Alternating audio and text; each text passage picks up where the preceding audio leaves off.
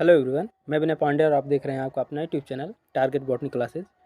तो आप लोग जानते हैं कि हम लोग previous year question paper solve कर रहे हैं और 2011 से लेकर के 2023 तक के जितने भी सीटेट के एग्ज़ाम हुए हैं सभी के प्रीवियस ईयर क्वेश्चन पेपर हम लोग सॉल्व करेंगे। ओके, और लगभग 35-36 प्रीवियस ईयर क्वेश्चन पेपर हैं, सबको सॉल्व करेंगे और इस बार सीटेट 4 कराना है। ओके, तो चलिए क्वेश्चन पर आते हैं। देखिए, क्वेश्चन नंबर फर्स्ट है।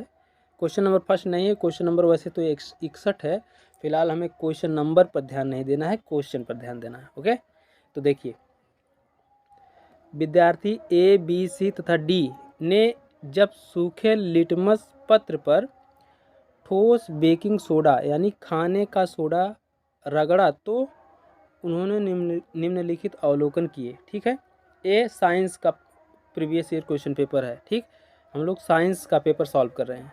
ठीक, तो बताइए। देखिए, एक कॉलम में लिखा है विद्यार्थी। ठीक, ABCD विद्यार्थी हैं और सूखे लाल लिटमस पेपर पत्र पर प्रभाव और सूखे नीले लिटमस पत्र पर प्रभाव।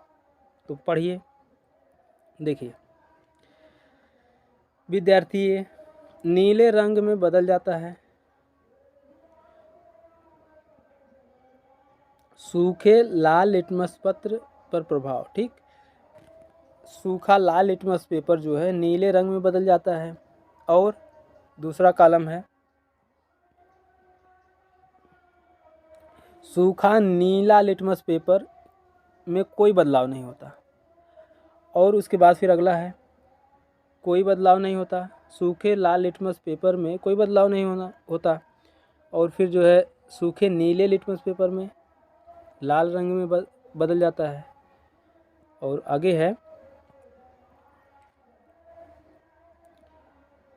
नीले रंग में बदल जाता है कौन? लाल लिटमस पेपर नीले रंग में बदल जाता है और नीला लिटमस पेपर लाल रंग में बदल जाता है। सूखे लाल लिटमस पेपर में कोई बदलाव नहीं होता है, सूखे नीले लिटमस पेपर पर कोई बदलाव नहीं होता। तो बताइए इनमें से ऑप्शन कौन सा सही है?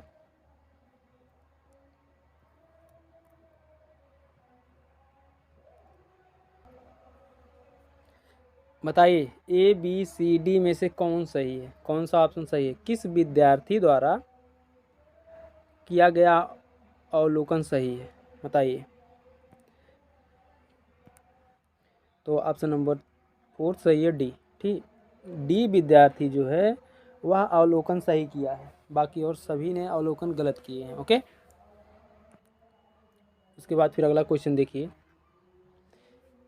एक प्रयोगशाला तापमापी यानी थर्मामीटर 55 डिग्री सेल्सियस और 56 डिग्री सेल्सियस के बीच 5 छोटे विभाजन प्रदर्शित करता है। इसका तात्पर्य है कि तापमापी डैश तक उचित रूप में पढ़ा जा सकता है। बताइए, तापमापी कितने तक उचित रूप में पढ़ा जा सकता है? बताइए, कितने डिग्री सेल्सियस तक? ऑप्शन नंबर 3 सही है, 55.2 डिग्री सेल्सियस तक। ओके, एक प्रयोगशाला तापमापी 55 डिग्री सेल्सियस और 56 डिग्री सेल्सियस के बीच छोटे विभाजन प्रदर्शित करता है। इसका तात्पर्य है कि तापमापी 55.2 डिग्री सेल्सियस तक उचित रूप में पढ़ा जा सकता है। ओके, उसके बाद फिर अगला क्वेश्चन है, निम्नलिखित में से कौन से शब्द समूह को राइजोबियम के साथ सही रूप से पहचाना जा सकता है? बताइए, इनमें से कौन सा ऑप्शन सही है? जड़ों की ग्रंथियां, घटपड़ी, नाइट्रोजन की कमी वाली मृदा। बताइए, या फिर नाइट्रोजन स्थिरीकरण, जड़ों की ग्रंथियां, फलीदार पादप, या फिर फलीदार पादप की जड़ें परजीवी विलयशील नाइट्रोजन यौगिक, या फिर फलीदार पादप सहजीवी तने की ग्रंथियां। बताइए, इनमें से कौन सा ऑप्शन सही है? ऑप्शन नंबर 2 सही है, नाइट्रोजन स्थिरीकरण नाइट्रो जड़ों की ग्रंथियां, फलीदार पादप। ओके, उसके बाद फिर अगला क्वेश्चन देखिए। जब कार्बन डाइऑक्साइड ताजे चूने के पानी के विलयन में से गुजरती है तो चूने का पानी दूधिया हो जाता है। ओके, चूने के पानी का दूधियापन डैश के कारण दिखाई देता है। बताइए किसके कारण दिखाई देता है?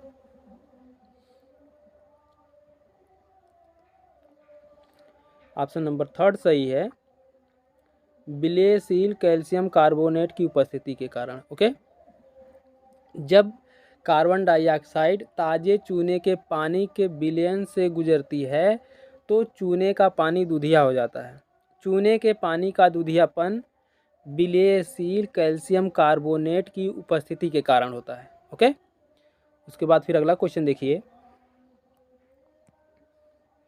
जब धात्विक चालक में विद्युत धारा प्रवाहित होती है तो चालक में उत्पादित ऊष्मा की मात्रा इसके डैश पर निर्भर करती है। बताइए डैश, डैश के स्थान पर क्या रखा जाएगा?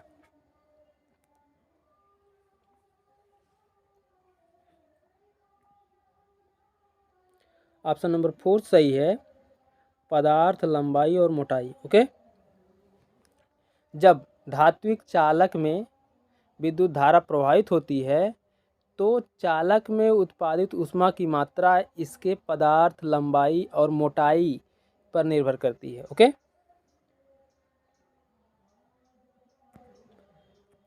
उसके बाद फिर अगला क्वेश्चन है,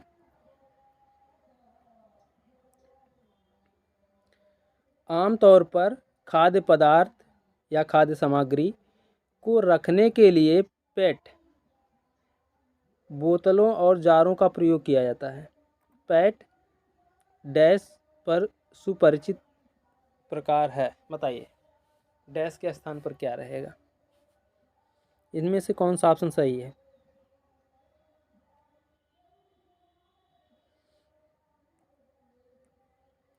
ऑप्शन नंबर फर्स्ट सही है, पॉलिएस्टर। ठीक, पॉलिएस्टर सही है। आमतौर पर खाद्य सामग्री को रखने के लिए पैट बोतलों और जारों का प्रयोग किया जाता है। पैट पॉलिएस्टर का सुपरिचित प्रकार है। ओके, उसके बाद फिर अगला क्वेश्चन देखिए। मांसपेशियों की सुचारू क्रिया के लिए डैश खनिजों की पर्याप्त मात्रा में आवश्यकता होती है। बताइए कौन से खनिज की पर्याप्त मात्रा में आवश्यकता होती है?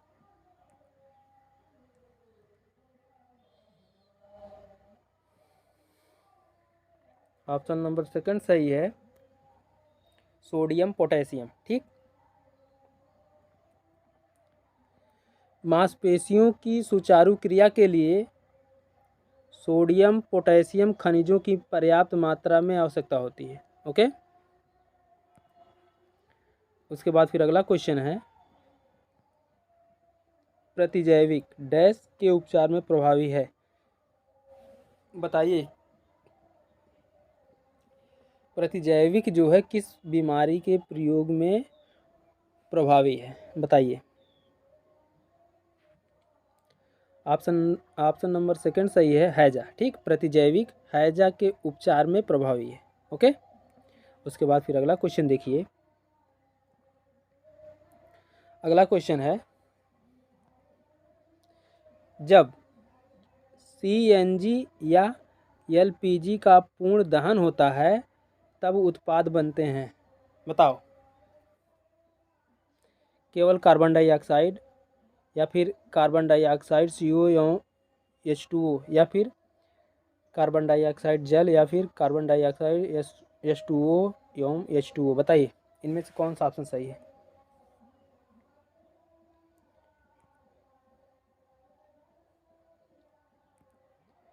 ऑप्शन नंबर थर्ड सही है, कार्बन डाइऑक्साइड और जल। ठीक, जब CNG या LPG का पूर्ण दहन होता है तब उत्पाद के रूप में कार्बन डाइऑक्साइड जल बनते हैं। ओके, उसके बाद फिर अगला क्वेश्चन देखिए। कोशिका भित्ति वाला सबसे छोटा सजीव है। बताइए इनमें से कौन सा सजीव सबसे छोटी कोशिका भित्ति वाला है? साइनोबैक्टीरिया, जीवाणु, ईस्ट, शैवाल। बताइए इनमें से कौन सा ऑप्शन सही है। ऑप्शन नंबर फर्स्ट सही है, साइनोबैक्टीरिया। ठीक, साइनोबैक्टीरिया कोशिका भित्ति वाला सबसे छोटा सा जीव है। ओके, उसके बाद फिर अगला क्वेश्चन देखिए, शर्करा को अल्कोहल में परिवर्तित करने की प्रक्रिया डैश के नाम से जानी जाती है। बताइए किस नाम से जानी जाती है। शर्करा को अल्कोहल में परिवर्तित करने की प्रक्रिया क्या कहलाती है। बताइए।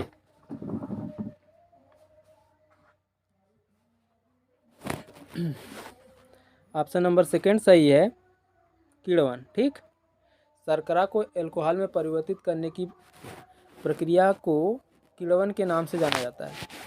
ओके, उसके बाद फिर अगला क्वेश्चन देखिए,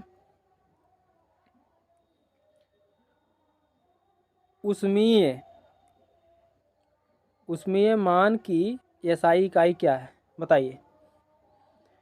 जूल प्रति किलोग्राम, कैलोरी, जूल प्रति किलोग्राम, या फिर किलो कैलोरी प्रति किलोग्राम। बताइए इनमें से कौन सा ऑप्शन सही है।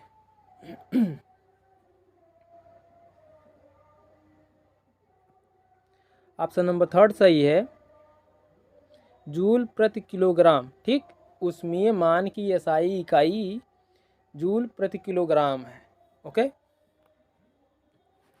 उसके बाद फिर अगला क्वेश्चन देखिए, अगला क्वेश्चन है, नीचे कुछ रासायनिक प्रक्रियाएं दी गई हैं, इनमें से कौन से दो धीमे दहन को दर्शाती है। बताइए।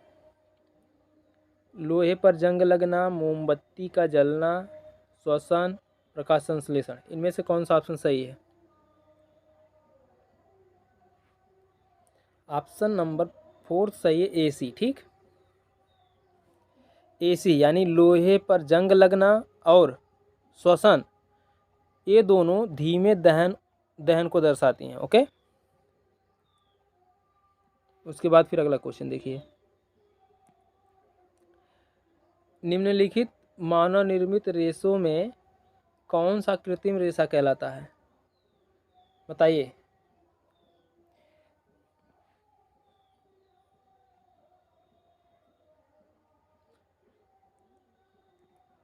ऑप्शन नंबर सेकंड सही है, रेयान। ठीक, रेयान को मानव निर्मित रेशों में से कृत्रिम रेशा कहा जाता है। ठीक, उसके बाद फिर अगला क्वेश्चन है, यदि किसी वस्तु की कंपनों की आवृत्ति घटती है और उसका आयाम बढ़ता है तब। बताइए कौन सा ऑप्शन सही होगा। उत्पादित ध्वनि का तारत्व और प्रबलता दोनों घटते हैं, या फिर उत्पादित ध्वनि का तारत्व और प्रबलता दोनों बढ़ते हैं, या फिर तारत्व बढ़ता है लेकिन प्रबलता घटती है, या फिर तारत्व घटता है लेकिन प्रबलता बढ़ती है। बताइए इनमें से कौन सा ऑप्शन सही है।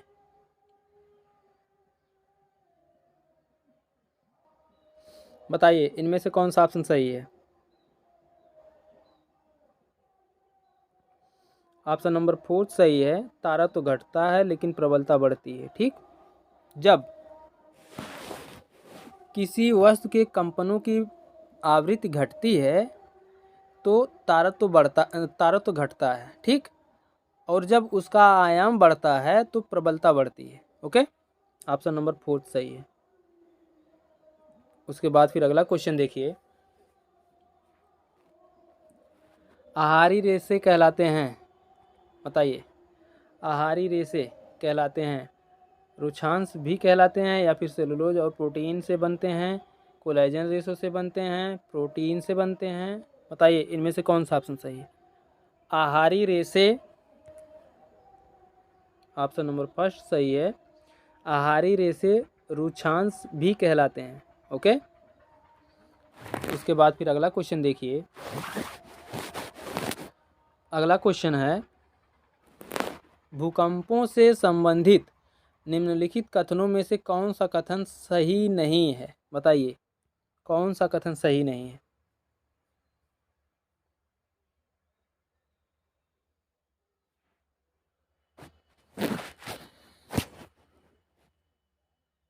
ऑप्शन नंबर 4 सही है। भूकंप लेखी सिस्मोग्राफ, भूकंप अभिलेख सिस्मोग्राफ का रिकॉर्ड रखता है। ओके, नेगेटिव का भाई आंसर नेगेटिव ही होता है। ठीक, तो इसका आंसर ऑप्शन नंबर 4 सही है। उसके बाद फिर अगला क्वेश्चन देखिए। अगला क्वेश्चन है, वह गैस जो रक्त में कार्बोक्सी हीमोग्लोबिन बनाती है जिससे दम घुटता है, यह है, बताइए क्या है वो।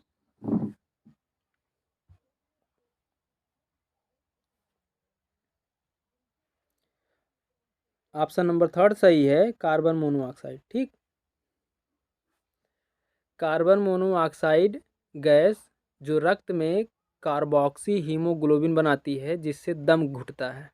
ओके, उसके बाद फिर अगला क्वेश्चन देखिए। वायुमंडल में उपस्थित गैसें जो पौधाघर प्रभाव का कारण है, बताइए। आसान सा क्वेश्चन है। वायुमंडल में उपस्थित गैसें जो पौधाघर प्रभाव का कारण है, बताइए।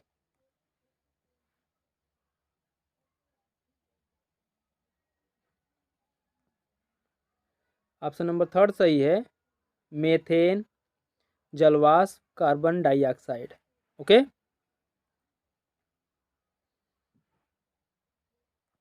उसके बाद फिर अगला क्वेश्चन देखिए।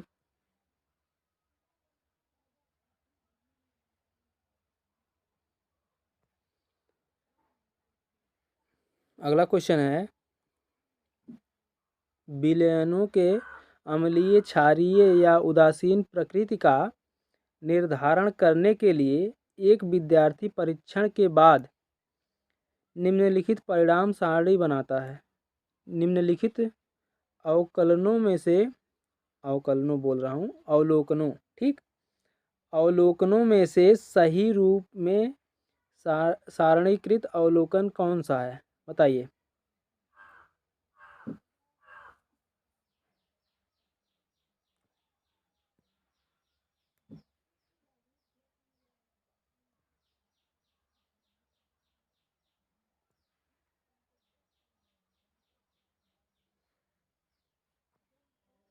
जल्दी बताइए।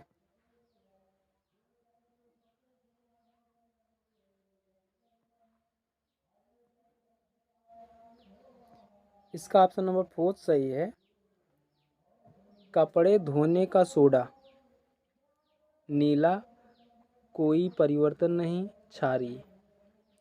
ठीक, इसको पहले पूरा पढ़ लेते हैं। देखिए, केस है, परीक्षण है, सोडियम क्लोराइड NaCl, लाल लिटमस पेपर पर रंग में परिवर्तन। ठीक, कोई परिवर्तन नहीं, सोडियम क्लोराइड का लाल लिटमस पेपर में कोई परिवर्तन नहीं। फिर नीले लिटमस पेपर में लाल हो जाता है। ठीक, अम्लीय या क्षारीय या उदासीन और अम्लीय होता है। चूने का पानी, चूने के पानी में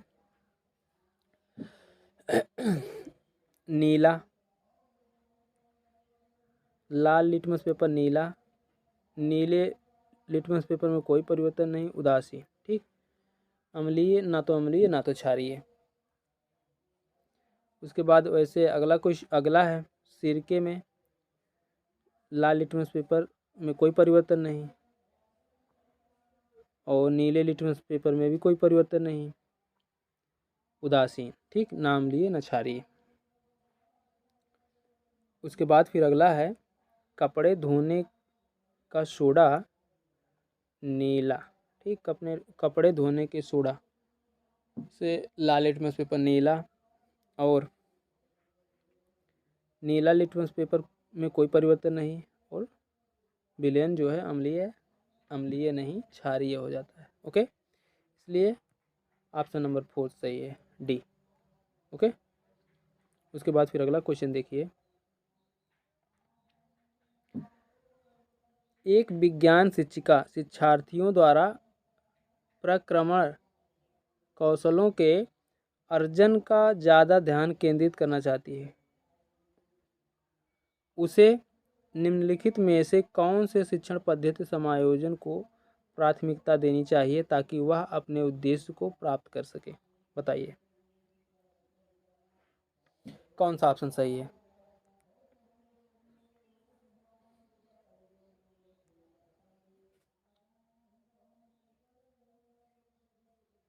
ऑप्शन नंबर थर्ड सही है, परियोजना कम प्रयोगशाला पद्धति। ओके, उसके बाद फिर अगला क्वेश्चन देखिए। अगला क्वेश्चन है, निम्नलिखित में से कौन सा विद्यार्थियों में वैज्ञानिक कौशलों के विकास के लिए सबसे ज़्यादा उपयुक्त है? बताइए।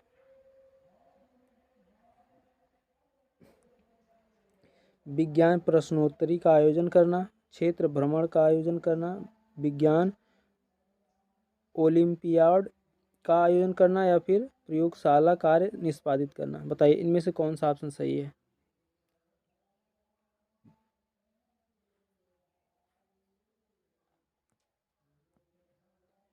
ऑप्शन नंबर फोर्थ सही है, प्रयोगशाला कार्य निष्पादित करना। ओके,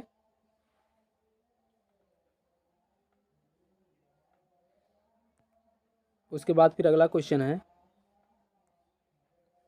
निम्नलिखित में से कौन सा उच्च प्राथमिक स्तर पर विज्ञान शिक्षण का मुख्य उद्देश्य है? बताइए। तार्किक चिंतन को बढ़ावा देना, वैज्ञानिकों के नाम और वैज्ञानिक खोजों को याद रख करना, या फिर महत्वपूर्ण तथ्यों तथा सूत्र सीखना, अध्याय के अंत में दिए गए अभ्यासों को हल करने में निपुणता विकसित करना? बताइए इनमें से कौन सा ऑप्शन सही है।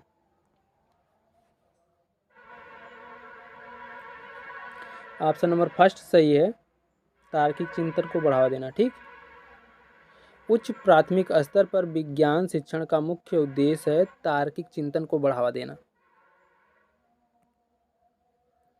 उसके बाद फिर अगला क्वेश्चन है, विज्ञान में डैश के लिए प्रायोगिक कार्य पर बल दिया जा सकता है? बताइए किस कार्य के लिए जो है प्रायोगिक कार्य पर बल दिया जा सकता है? बताइए इनमें से कौन सा ऑप्शन सही है।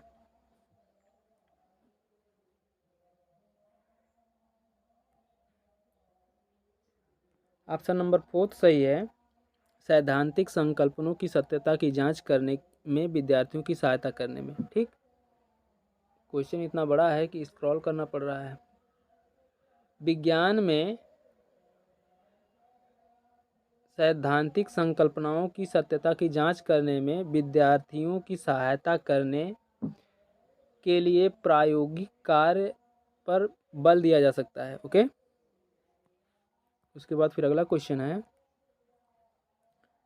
विज्ञान शिक्षण में परियोजना पद्धति डैश के लिए सबसे ज़्यादा उपयुक्त है? बताइए क्या है, कौन सा ऑप्शन सही है। बताइए।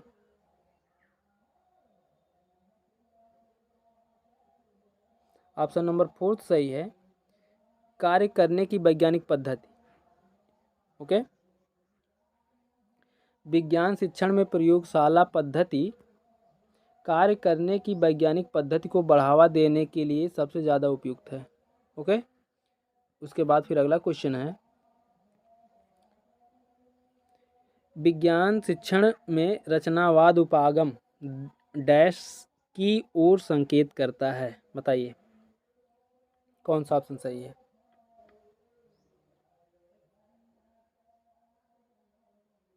ऑप्शन नंबर सेकंड सही है, विद्यार्थी को अनुभविक अधिगम उपलब्ध कराने।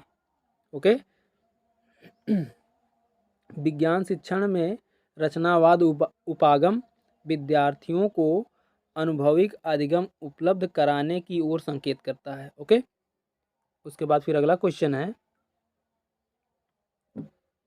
निम्नलिखित में से कौन सा विज्ञान में रूपात्मक आकलन की मुख्य विशेषता है? बताइए निम्नलिखित में से कौन सा विज्ञान में रूपात्मक आकलन की मुख्य विशेषता है?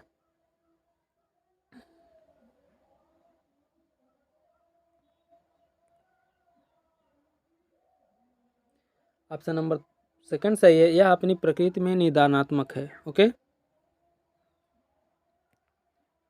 उसके बाद फिर अगला क्वेश्चन देखिए। विज्ञान में योगात्मक आकलन को डैश पर बल देना चाहिए। बताइए कौन सा ऑप्शन सही है। ऑप्शन नंबर फोर्थ सही है।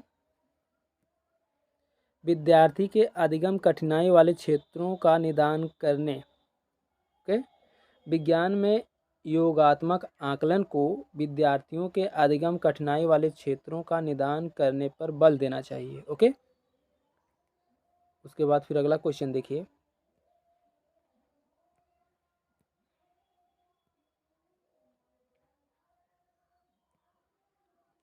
विज्ञान शिक्षण की परियोजना पद्धति की एक मुख्य सीमा यह है कि डैश। बताइए क्या है मुख्य सीमा। ऑप्शन नंबर फर्स्ट सही है। विद्यार्थियों को अधिक मात्रा में मानसिक और शारीरिक कार्य करना पड़ता है।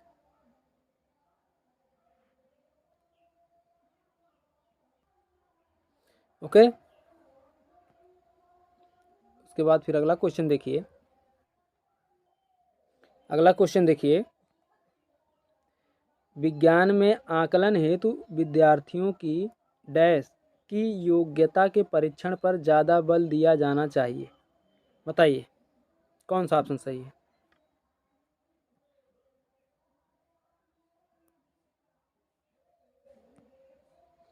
ऑप्शन नंबर सेकंड सही है। दैनिक